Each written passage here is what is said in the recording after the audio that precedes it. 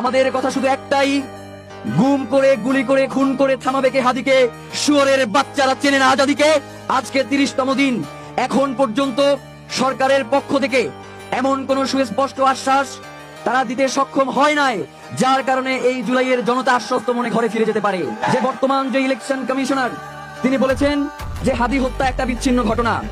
আমরা রাজনৈতিক দলগুলোর কাছে জানতে চাই, হাদি ঢাকা 8-এর গুরুত্বপূর্ণ একজন আসনের প্রার্থী ছিলেন। সেই সাথে জুলাই পরবর্তী আন্দোলনে জুলাইকে যারা ধারণ করেছেন তাদের মধ্যে হাদি ছিলেন অন্যতম। তাকে যদি আপনি বিচ্ছিন্ন ঘটনা বলেন, তাহলে এই জনগণ যদি আপনাকে ছিন্ন বিচ্ছিন্ন করে ফেলে, আমরাও সেটাকে বলবো বিচ্ছিন্ন ঘটনা। আগামী নির্বাচনে শহীদ ওসমান হাদি খুনিদের ব্যাপারে যারাই সচেষ্ট থাকবে, যারাই সোচ্চার হবে, ভোটের রাজনীতিতে জনগণ তাদেরকেই বেছে নিবে।